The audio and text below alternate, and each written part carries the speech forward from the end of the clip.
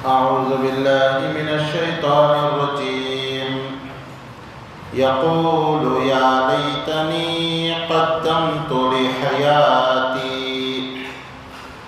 اللہ تعالیٰ کے فضل و کرم سے سورہ فجر کی ایک آیت نمبر 24 کی تلاوت کی گئی ہے۔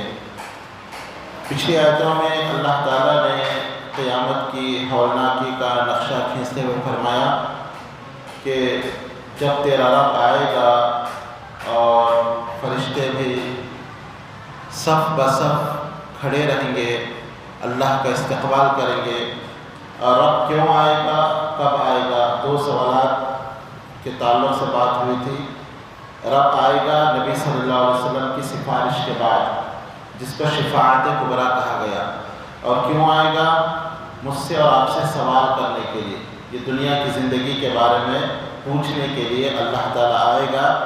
اور پھر جہنم کو بھی کھینچ کر لایا جائے گا، اور جہنم کی ہولناکی کو دیکھ کر انسان اس وقت نصیحت حاصل کرنا چاہے گا، توبہ کرنا چاہے گا، لیکن اس وقت اس کی توبہ کا اس کو کوئی موقع نہیں دیا جائے گا اور اس کی توبہ قبول نہیں کی جائے گی۔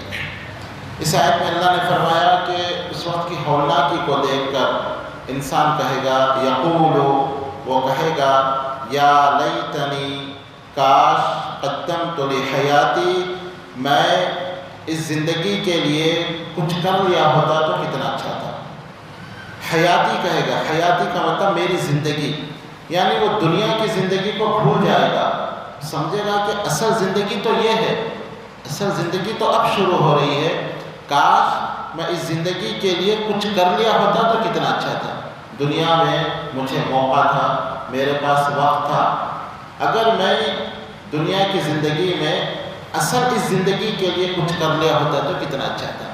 وہ دنیا کی زندگی کو اب اصل نہیں کہے گا، بلکہ دنیا کی زندگی اس کو ایسے نظر آئے گی کہ ایک دن، یہ دن کا کچھ حصہ دنیا میں رہا۔ آپ اندازہ لگائیے، قیامت کا ایک دن 50,000 سال کا ایک دن ہوگا، تو 50,000 سال کے مقابلے میں یہ 50 سال اس کو لگیں گے 1-2 گھنٹے، تو کہے گا کہ اللہ دنیا میں مختصر رہا، ایک دن بھی نہیں رہا، کچھ وقت میں دنیا میں رہا، لیکن اس وقت کہے گا کاش جو بھی میں وقت دنیا میں رہا اس وقت اس زندگی کے لیے کچھ کر لیا ہوتا تو کتنا اچھا تھا۔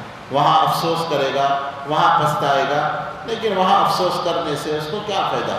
دنیا میں موقع ہے، انسان آخرت کی فکر اور تیاری کرے، اب افسوس کرے گا تو کوئی فائدہ نہیں۔ حدیث میں ہے کہ بلکہ قرآن کی آیت ہے کہ ظالم اپنے افسوس سے اپنے ہاتھ کو چبائے گا۔ جیسے دنیا میں بھی افسوس اگر ہم کو ہوتا ہے تو لوگ ایسے انگلی کو کٹ کرتے ہیں، ایسے چباتے ہیں افسوس سے، لیکن اتنا اس کو افسوس ہوگا کہ وہ چباتے چباتے یہاں تک چبا دے گا، ہاتھ کوہنی تک ہاتھ چبا دے گا، اس کو احساس نہیں ہوگا، اتنا وہ افسوس کرے گا، لیکن افسوس کوئی فائدہ نہیں دے گا۔ اسی طرح قرآن میں اور بھی آیتیں جہاں انسان افسوس کرے گا، جیسے سب سے پہلے اللہ تعالیٰ جانوروں کا حساب لے گا قیامت کے دن، اور جانوروں کا حساب بھی یہ ہوگا کہ حقوق العباد، یعنی ایک دوسرے کا حق۔ حقوق العباد کی اتنی اہمیت ہے کہ انسان تو انسان، اللہ جانوروں کا بھی ایک دوسرے پہ ہونے والا ظلم معاف نہیں کرے گا۔ اگر سینگ والی بکری نے بغیر سینگ والی بکری کو مارا ہوگا، اللہ تعالیٰ کہے گا بغیر سینگ والی بکری کو سینگ دے گا اور کہے گا کہ تم بدلہ لو۔ اس طرح جانوروں کا حساب ہو جائے گا، اور جانوروں سے کہا جائے گا کونوا ترابا، تم سب مٹی بن جاؤ۔ اس وقت بھی ایک انسان یہ منظر دیکھ کے کہے گا یا لیتنی کنت ترابا، کاش میں بھی مٹی ہو گیا ہوتا تو کتنا اچھا تھا، لیکن اس وقت کا افسوس کوئی فائدہ نہیں دے گا۔ اسی طرح انسان کہے گا کہ یا لیتنی اطعنا اللہ واطعنا الرسول، یوم یعض الظالم علی یدیہ ویقول یا لیتنی اطعنا اللہ واطعنا الرسول۔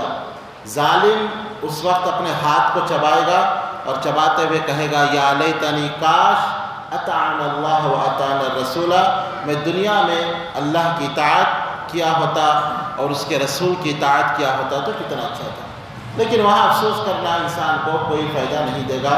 تو عقل مند انسان کی علامت یہ ہے کہ وہ اس دنیا کی زندگی کو دیکھے، یہ کتنی چھوٹی زندگی ہے، یہ کتنی حقیر زندگی ہے، یہ کتنی ناپائیدار زندگی ہے، اور اس زندگی کے مقابلے میں اس زندگی کی فکر اور تیاری کرے جس زندگی کا پہلا دن ہی 50,000 سال کے برابر ہے، جس زندگی میں سورج غروب نہیں ہوگا، جس زندگی میں موت نہیں آئے گی، جس زندگی میں ہمیشہ رہنا ہے، یا تو اطمینان کے ساتھ نعمتوں میں رہنا ہے یا پھر عذاب اور مصیبت میں رہنا ہے، لیکن رہنا ہے، موت نہیں ہے۔ اس زندگی میں موت کو موت دے دی جائے گی۔ زندگی وہ دو طرح کی ہوگی، ایک سکون کی زندگی، جنت کی زندگی، آرام کی زندگی، یا پھر مصیبتوں کی زندگی، پریشانیوں کی زندگی اور جہنم کی زندگی۔ تو اس زندگی کی فکر انسان کو اس زندگی میں کرنا ہے۔ یہاں اس زندگی کی تیاری کرے گا تو وہ زندگی آرام کی زندگی ہوگی، اور اگر یہاں اس زندگی میں اس زندگی کو بھول جائے گا، بس دنیا دنیا دنیا، مال چاہیے، مال جمع کر رہا ہے، زندگی کی کوئی فکر نہیں، مال اتنا جمع کر رہا ہے کہ جو ہے سالوں کا مال ہمارے پاس جمع ہے، گھر میں اناج 1 سال کا رکھا ہوا ہے، پراپرٹی کروڑوں کی ہے، لیکن زندگی کی کوئی گارنٹی نہیں، پتہ نہیں ابھی ہم مغرب میں آئے، عشاء میں آ سکتے ہیں، کسی کو یقین نہیں ہے، کوئی دعوے سے نہیں کہہ سکتا کہ ضرور میں عشاء کی نماز پڑھوں گا، نہیں کہہ سکتا۔ چلتے چلتے جو ہے کیسے واقعات ہیں، چلتے چلتے مر گئے، ایکسیڈنٹ ہوا مر گئے، نماز کے لیے نکلے تھے مر گئے، باتھ روم میں گئے مر گئے، کوئی بھروسہ نہیں، پانی کے بلبلی کی طرح زندگی۔ لیکن ہم اس زندگی کے لیے کتنی کوشش، کتنی فکر، کتنی تیاری کرتے ہیں، اور وہ زندگی جو کبھی ختم نہیں ہونے والی ہے، اس زندگی کے لیے ہمارے پاس کیا سامان ہے، کیا ہم نے سوچا ہے، کیا ہم نے تیاری کی ہے۔ ہم اپنے آپ سے سوال کریں کہ میں نے جنت کے لیے کیا کیا ہے، اللہ کو راضی کرنے کے لیے میں نے کیا کیا ہے۔ میں جو نمازیں پڑھ رہا ہوں، سوچیں کیا یہ قبول ہو رہی ہے، ہماری نمازوں میں کیا خشوع و خضوع ہے۔ نماز یہاں پڑھتے ہیں، خیالات کہیں اور رہتے ہیں، توجہ نہیں رہتی ہے، اور پورا بزنس نماز میں یاد آتا ہے، ہر کام نماز میں یاد آتا ہے۔ کیسی ہماری آخرت کی زندگی ہوگی، کیسی نماز قبول ہوگی۔ اسی لیے ابن قیم رحمہ اللہ کہتے ہیں کہ اگر آدمی یہ دیکھنا چاہے کہ اس کے دل میں کتنا ایمان ہے، وہ اللہ سے کتنی محبت کرتا ہے، اگر وہ معلوم کرنا چاہے تو وہ اپنی نماز کو دیکھے، وہ اپنی نماز کو دیکھے، اس کو معلوم ہو جائے گا کہ وہ کتنا اس کے دل میں ایمان ہے، کتنی وہ اللہ سے محبت کرتا ہے۔ نماز میں خشوع و خضوع ہے، نماز میں اطمینان ہے، نماز میں اس کو جو ہے یہ احساس ہے کہ میں اللہ کے سامنے ٹھہرا ہوا ہوں، اور توجہ کے ساتھ ایک ایک آیت پہ غور کرتے ہوئے وہ نماز پڑھتا ہے، تو اس کا مطلب یہ ہے کہ اس کے دل میں ایمان ہے، اس کے دل میں اللہ کی محبت ہے۔ لیکن نماز میں کھڑا ہے، کچھ نہیں معلوم، امام صاحب کیا پڑھ رہے ہیں نہیں معلوم۔ بہت سارے لوگ ہیں، اگر میں ابھی پوچھوں کہ پہلی رکعت میں امام صاحب نے کیا پڑھا تھا، دوسری رکعت میں کیا پڑھا تھا، بہت کم لوگ جواب دیں گے۔ الا ما، کیا مجھے مسکرا رہے، جواب دیں گے کیا؟ الا ما رحم ربی، اللہ جس پر رحم کرے۔ آپ یہ حقیقت ہے، یہ کوئی ایسی بات میں نہیں کہہ رہا ہوں، آپ کو اپنے آپ پر غور کریں۔ اصل مسئلہ ہے کہ ہم اپنے لیے نہیں، ہم یہ سوچتے ہیں کہ تقریر کرنے والے فلاں کے لیے کر رہے ہیں، وہ صاحب کے لیے کر رہے ہیں۔ انسان سوچے کہ جو نصیحت ہے وہ میرے اپنے لیے، خود بولنے والا بھی یہ سوچے اور سننے والا بھی اپنے آپ کو سامنے رکھے۔ ایسی ہمارے نمازیں ہو گئی ہے کہ امام صاحب کیا پڑھ رہے ہیں وہ نہیں معلوم، امام صاحب نے کتنی رکعت پڑھی وہ نہیں معلوم، بس امام کے پیچھے پڑھتے جا رہا ہے روٹین میں۔ بعض وقت امام غلطی کرتا ہے تو بھی مقتدی کو معلوم نہیں ہوتا، امام نے 3 پڑھی 4 پڑھی، بہت کم لوگ ہیں جو تنبیہ کرتے ہیں۔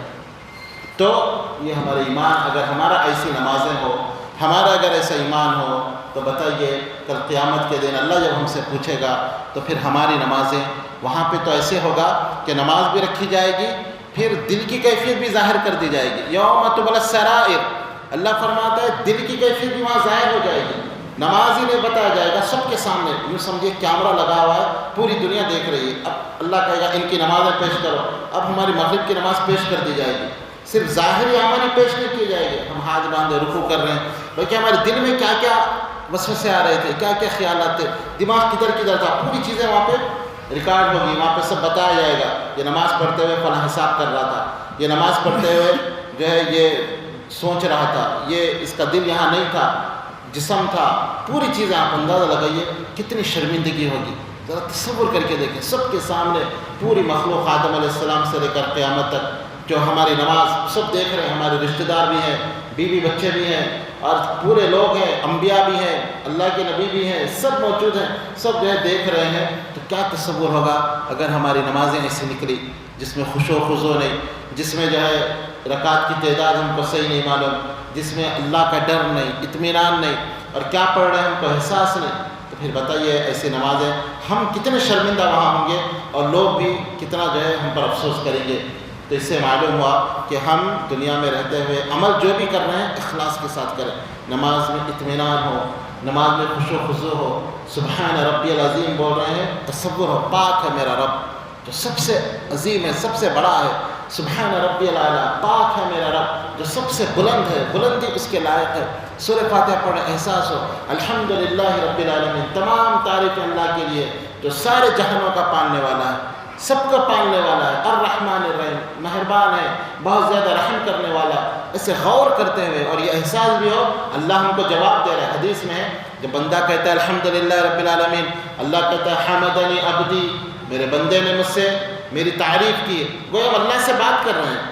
تصور کریں اللہ ہم سے بات کر رہا ہے اور ہمارا دماغ چوطرف ہے، کتنی بری بات ہے یہ۔ اللہ سے اللہ باتیں چل رہی ہیں ہماری اور کوئی تصور نہیں ہم کو، اور ہم کہیں اور کھوئے ہوئے ہیں، کتنی بری بات ہوگی۔ تو یہ تصور کے ساتھ، احساسات کے ساتھ عبادت کریں۔ اللہ تعالیٰ سے دعا ہے کہ اللہ تعالیٰ ہماری عبادتوں کے اندر اخلاص پیدا فرمائے، اور اللہ تعالیٰ ہماری عبادتوں کو شرف قبولیت بخشے۔